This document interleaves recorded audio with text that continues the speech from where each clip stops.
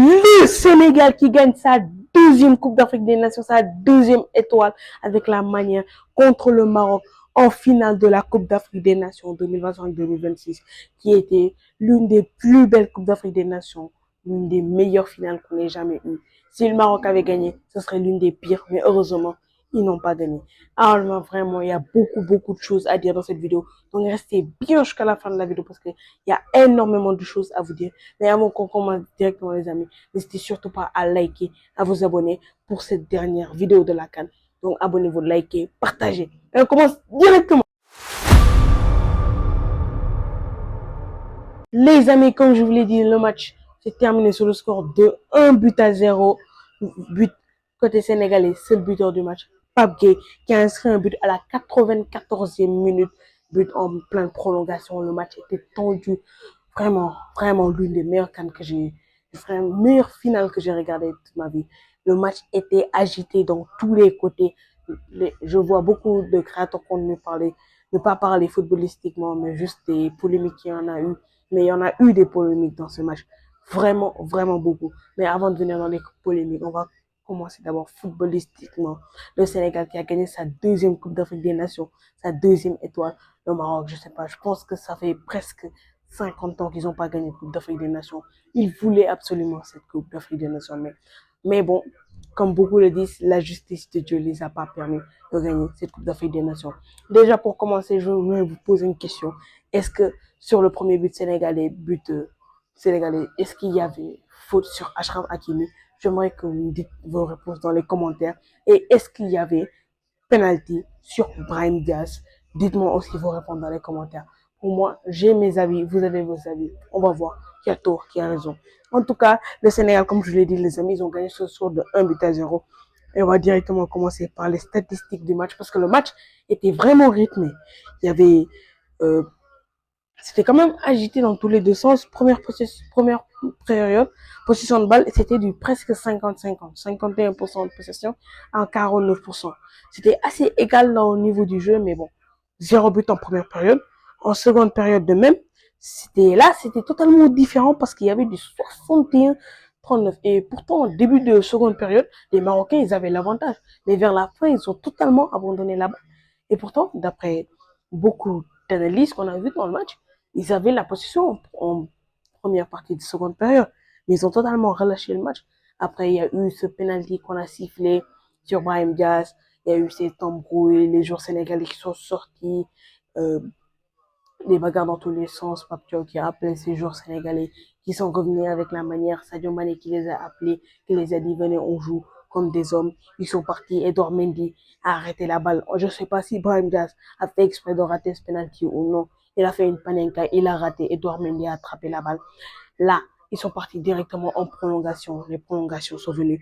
Et première période de prolongation, là, c'était totalement différent. 61% de possession côté marocain à 39. Les Marocains étaient vraiment enragés parce qu'ils sont restés plus de 15 minutes à cause des Sénégalais. Donc, ils étaient un peu refroidis, mais ils se sont échauffés, préparés. Ils avaient la rage. Ils voulaient absolument montrer aux Sénégalais qu'ils pouvaient gagner, même sans l'arbitrage. 0-0 jusqu'à la 94e minute. Pape Gueye a pris sa frappe missile, une frappe directement à la lucarne. But de Pape Gueye. Et après ça, les Marocains sont portés à la charge durant toute la première période de la prolongation. Et même en seconde, c'était pire côté sénégalais parce que 67% de possession à 33, c'est normal aussi des Sénégalais. Ils avaient déjà leur but. Ils voulaient assurer la victoire. Ça servait à rien de faire des erreurs bêtes, de partir, essayer de marquer un deuxième but. Même si, attention à Cheringa, parce qu'il pouvait marquer ce face à face. Le gardien est couché tout seul avec les cages. Il frappe à côté. C'était vraiment tension ici, côté au Sénégal ici. Vous voyez la réaction, même c'est pour ça que j'ai pas pu faire hier une vidéo parce qu'il y avait trop de bruit ici au Sénégal. Donc je pouvais vraiment pas faire une vidéo. Tout le monde était à fond à supporter le Sénégal. Et c'est comme ça que c'est parti que beaucoup de créateurs de contenu n'ont pas pu faire de vidéo parce qu'il y avait beaucoup de buts à Dakar. Et côté classement, côté performance des joueurs, Il y en a eu de bonnes comme mauvaises. Mais bon, moi, ce que j'ai souligné, Edouard Mendy, incroyable match de sa part. Edouard Mendy, qui a fait un très très bon match, qui a eu l'expérience dans ce match, qui a fait l'un des meilleurs matchs qu'il a fait avec le Sénégal. Il a 2 CAN parce qu'il était là en 2021 contre l'Égypte. Il est encore là en 2026 contre le Maroc. Côté défense, Mendy qui a débuté, qui a pris la place de Crépin Diatta qui était malade. Beaucoup de Sénégalais étaient déçus, mais moi, j'ai trouvé la performance de Mendy pas dégueulasse ni désastreuse. Elle était plutôt bonne. Mais bon, il pouvait en faire plus. Mais je pense qu'il n'avait pas joué de match depuis le début de la CAN et directement venu en finale, beaucoup de pression. Mais bon, il a su gérer. Mais Sarr et Niakate, ils ont fait un match extraordinaire. Et beaucoup ont même commencé à dire Sarr, déjà la relève de Koulibaly. Et ils ont pas tort parce qu'il a fait un match de bonhomme. Il est venu en demi-finale, il a géré l'Égypte. Il est venu en finale, il a géré le Maroc. Il a fait de très belles prestations, de même que Niakate, qui a fait un très très très bon match que j'ai vu. La charnière centrale du Sénégal est déjà assurée pour l'avenir. Côté Elas Malik Diouf, il a tenu son match, un bon match comme d'habitude en Coupe d'Afrique des Nations. Il a continué à bien jouer. Lamine Camara, à part, il fallait quand même, il laisse l'arbitre un peu, qui se concentre un peu plus sur le match. Il pris un carton jaune très tôt, mais il a fait un bon match. D'après moi, il a fait un bon match. Il était box-to-box. Il a tout montré dans le milieu de terrain. Il a fait tout ce qu'il pouvait. Il est sorti très tôt parce qu'il avait un carton jaune et le Sénégal voulait éviter un carton rouge pour pénaliser son équipe. C'est pour ça qu'on a fait sortir Lamine Camara. Et Idrissa Gana Gueye, au début du match, il avait fait quand même quelques erreurs, mais après, il s'est rattrapé. Il a fait un très bon match vers la fin, Idrissa Gana Gueye. Et Pape Gueye, vraiment, au début de la CAN, je le critiquais, mais c'est l'un des meilleurs, si c'est le meilleur joueur du côté sénégalais. C'est le même meilleur buteur côté sénégalais avec 3 buts, si je ne me trompe pas, qui a fait vraiment un match de bonhomme en milieu de terrain.